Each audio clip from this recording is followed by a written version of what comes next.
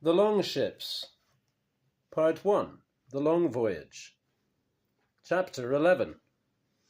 Concerning the wrath of brother Willibald, and how Orm tried his hand at wooing. Things soon turned out as Ylva had foretold. For a few days later the bishop began to hint that the two wounded men should allow themselves to be baptized.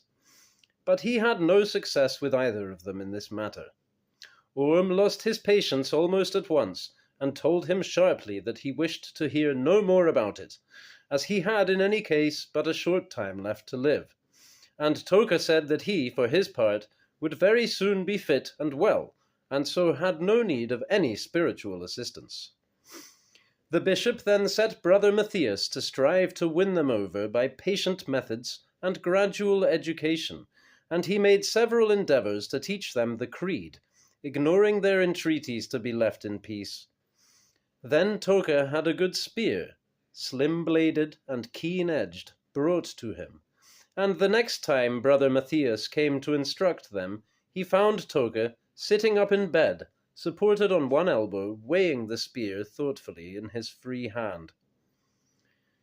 "It would be an ill thing to break the peace in King Harold's palace," said Toka, "but I do not think anyone can condemn an invalid for doing so in self-defence.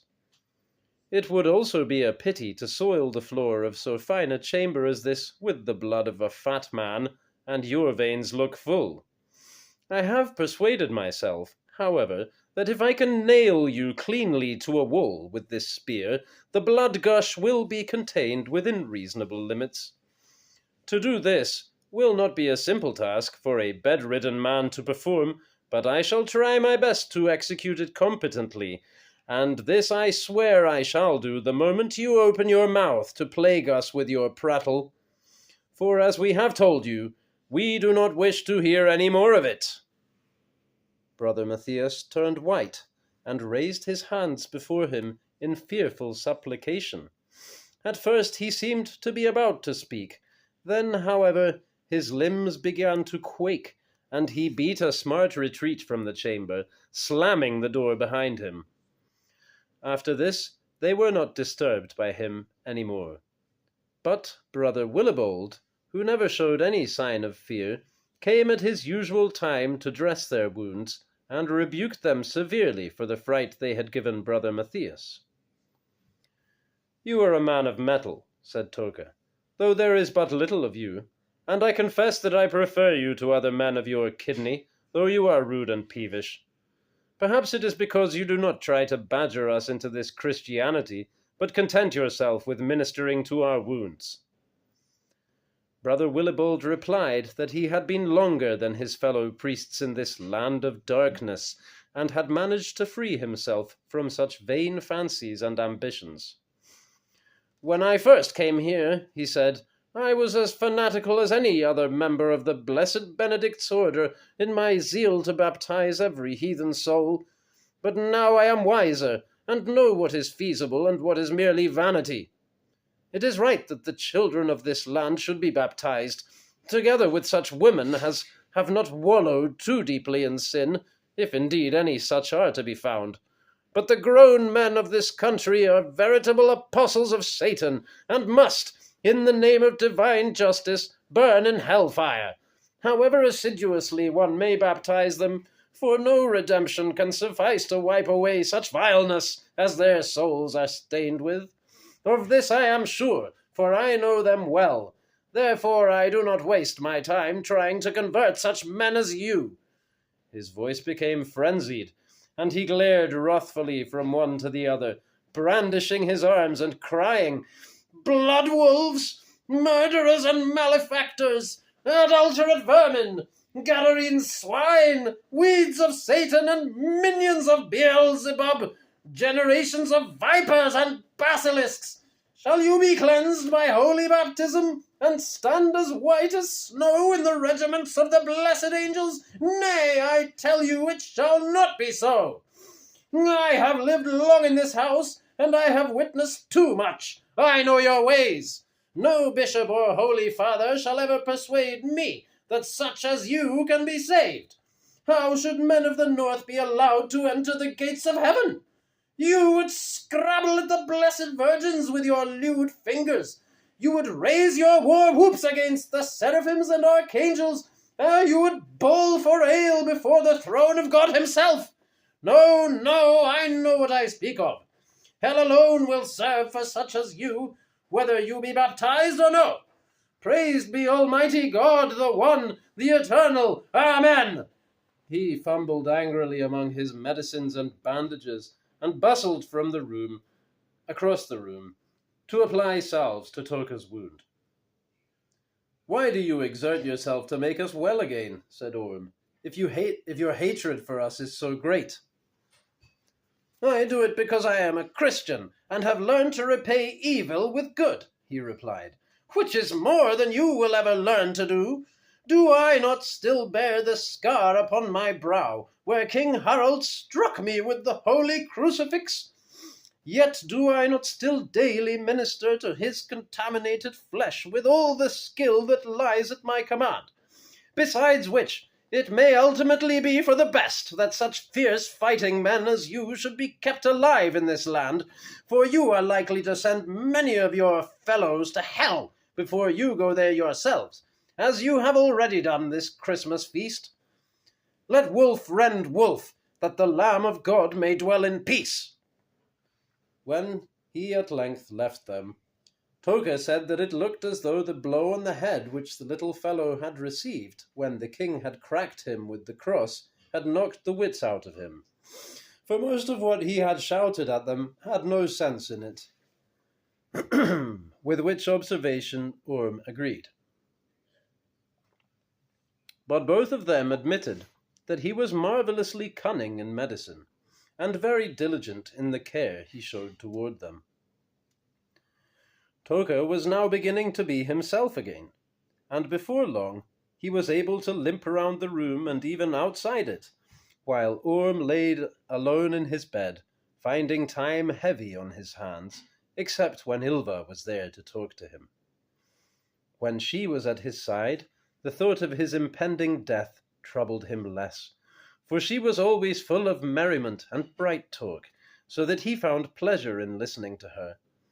But he became sullen again as soon as she said that he was looking better, and would soon be up and about. In regard to that matter, he said he thought he knew best what was most likely to happen. Soon, however, he found himself able to sit up in bed without too much pain, and the next time Ylva combed him, she found a louse in his hair that was large and fresh and full of blood. This made him think deeply, and he said that he did not know what conclusion to come to. "You must not let the matter of the necklace weigh on your mind," said Ylva. "You gave it to me when you thought you were going to die, and the memory of it troubles you now that you see that you are going to live. But I shall gladly give it back to you, though it far surpasses in beauty anything that has ever before been seen in this land. For I do not wish it to be said that I lured your gold from you when you were sick with wounds, which I have already heard muttered more than once."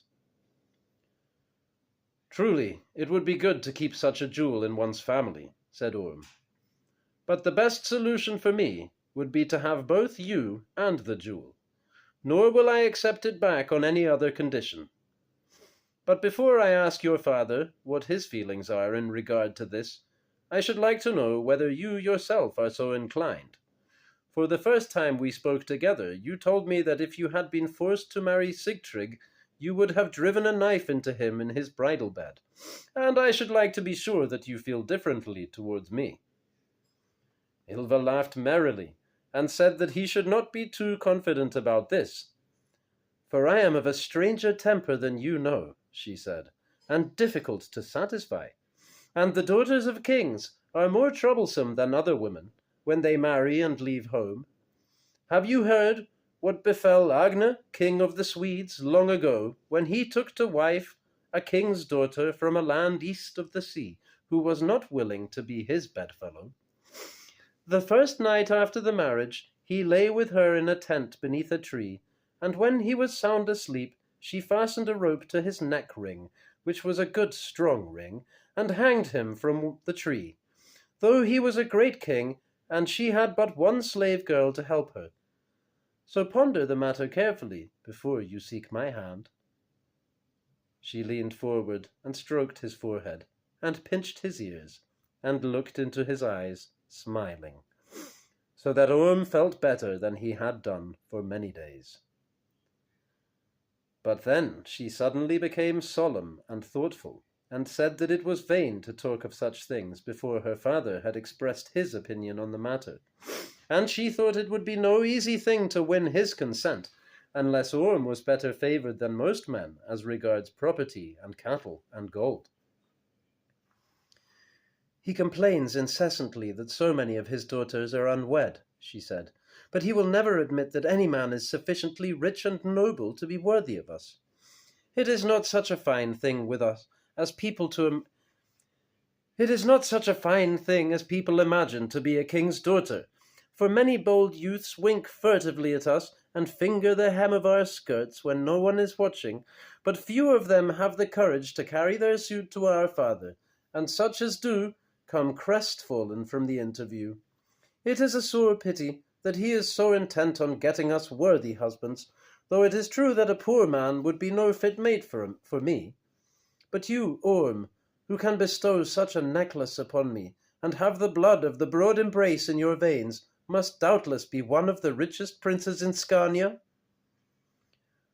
Orm replied that he hoped to be able to prevail upon King Harald into consenting to his suit, for he knew that the king regarded him highly, both because of the bell he had brought him, and for the way in which he had vanquished Sigtryg. "But I do not know," he continued, "how much wealth awaits me in Scania, for it is now 7 years since I left my home, and I cannot tell how it stands with my family. It may be that fewer of them are alive than when I saw them last, and that my inheritance is therefore greater. But in any case, I have much gold from the south, besides the necklace I have already given you, so that even if I own no more than what I have with me, nobody can call me a poor man, and I can obtain more in the way in which I won this."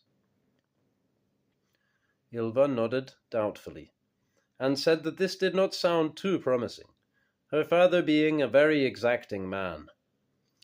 Toka, who had come in while the discussion was afoot, agreed with her, and said that this was an occasion when it was necessary to think carefully before deciding what to do.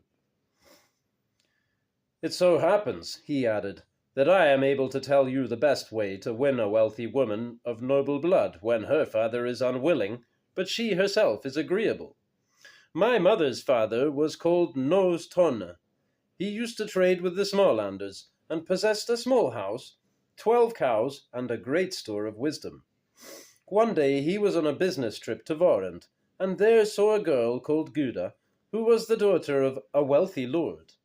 He determined to win her, partly for the honor it would bring him, and partly because he coveted her fine body and thick red hair. But her father, who was named Glum, was a proud man, and he said that Tunna was not good enough to be his son-in-law, though the girl herself thought otherwise. Guda and Tunna therefore wasted no time in inveighing against the old man's folly, but hastily formed a plan and arranged to meet in the forest while she was nutting there with her maids. The result of this encounter was that she came to be with child, and Tunna had to fight 2 duels with her brother, the marks of which they both bore till the day they died. In due course she gave birth to twins, whereupon the old man decided that it was no use kicking against the pricks any longer, so they married and lived together in great bliss and contentment, and had 7 more children, so that all the people of the district praised my grandfather's wisdom and good luck, and his reputation waxed enormously and became very great, especially when old Glum died and left them a big inheritance. And if my grandfather had not hit upon such a wise method of obtaining the woman of his choice, I should not be sitting here to give you this good advice, for my mother was one of the twins who were begotten under the nut bushes." "If a marriage can only be brought about by producing twins," said Ylva, "your advice is easier given than followed. and there is a difference between having a farmer from Varend as your father and being daughter to the king of the Danes. I doubt whether such an experiment would turn out as well for us as it did for your grandparents."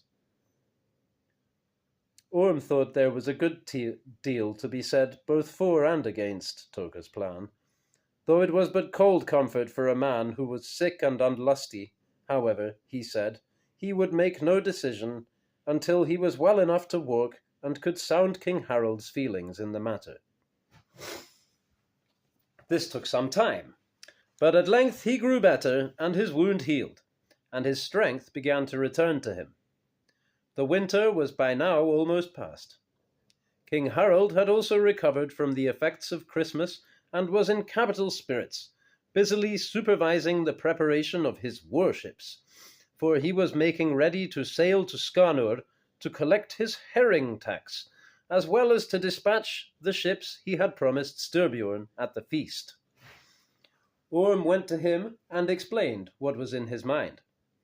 King Harold listened to his request amiably, showing no displeasure, but straightway inquired how wealthy Orm was, so that he could regard himself as eligible for such a match. Orm furnished himself with details of his parentage and ancestry, and enumerated his father's possessions, not omitting to mention that he was himself bringing home, not omitting to mention all that he himself was bringing home from his travels abroad. In addition to all this, he concluded, there is much land in Goringa which my mother was due to inherit, though I do not know whether it has come yet into her possession. Nor can I say which of my kinsmen are still alive or how it is with them, for much may have occurred in Scania during these 7 years that I have been away. The jewel you gave my daughter was a princely gift, said King Harold, and you have done me several good services, which I have not forgotten. But to marry a daughter of the King of the Danes is the most ambitious match that a man could hope for, and no man has sought the hand of any of my daughters without offering more than all that you possess. Besides which, you have a brother who stands between you and your father's wealth. Now, if he be alive and have sons, how then shall you support my daughter? I am beginning to grow somewhat advanced in years, though a man might not mark it, and I am anxious to see my daughters well married while I am yet alive to make a good match for them, for I do not think that Sven will bother his head about them when I am gone. Orm was compelled to admit that he had little to offer in return for the hand of such a woman. But I may well find when I reach home, he said, that the whole inheritance is mine. My father was already beginning to show his years when I sailed away, and my brother Odd spent all his summers in Ireland, and showed little inclination to stay at home. And I have heard that the Vikings in Ireland have fared poorly during the past few years, since King Brian became powerful there. King Harold nodded, and said that King Brian had caused the death of many Danes in Ireland, and of many seafarers who had ventured into his coastal waters, though, in one sense, this had been something of a blessing, since these men included a good many who had been mischief-makers in his own land. But this Brian, this king of Munster, he said, has had his head turned by the surfeit of his successes, so that he is now demanding tribute not only from my good friend King Olaf of Cork, but also from my own kinsman, Sigtryg Silkbeard of Dublin. Such self-importance sits ill upon the head of an Irish king, and in good time I shall send a fleet to his island to trip his arrogance. It might be a good thing to bring him here and keep him tethered at the door of my hole, not merely to provide sport for my men when they are drinking, but also to teach him a lesson in Christian humility, and to provide a warning for other kings. For I have always been of the opinion that the King of the Danes ought to be regarded with veneration by all other monarchs. It is my belief, Lord, said Orm, that you are the mightiest of kings. Even among the Andalusians and the Blue Men, there are warriors who know your name and speak of the great deeds that you have done. "You have chosen your words well," said King Harold, "though previously you showed insufficient humility in begging for the hand of one of my fairest daughters, when you were not even certain how you were placed as regards your inheritance and possessions. I shall not condemn you too severely for this, however, since you are young and unreflective, but I shall not immediately accede to your request, nor shall I refuse it. This is my decision. Come to me again in the autumn, when I have returned from my expedition, and you are better informed concerning your wealth and expectations. And if I then find them sufficient, you shall have the girl, because of the friendship I bear you. And if not, there will always be a place for you in my bodyguard. Until then, you must contain yourself in patience." When Orm told Ylva how his interview with King Harald had resulted, she flew into a great fury. Tears swelled in her eyes, and she shrieked that she would pluck the old man's beard from his chin to punish him for his close-fistedness and obstinacy, and then lose no time in doing as Toke had advised her. But when she had recovered her composure, she thought it wiser, after all, to abandon this plan. "I am not afraid of his wrath," she said, "not even when he bellows like a bull and flings his ale cup at me, for I am too quick for him, so that he has never yet managed to hit me, and his fits soon pass. But it is so with him that if anyone gainsays him once his mind is set on a thing, he remembers his grievance darkly and will never cease to seek revenge for it. Therefore I think it best that we should not oppose him in this matter, lest he turn his wrath against us both, and give me away to the first rich man who catches his eye, merely to spite me and show which of us is the stronger. But know this, Orm, that I desire no husband but you, and am ready to wait till the autumn for you, though the interval will be long and tedious. If then he still opposes our match, I will wait no longer, but will follow you whithersoever you lead me." "When I hear you speak like that," said Orm, "I almost begin to feel myself a man again."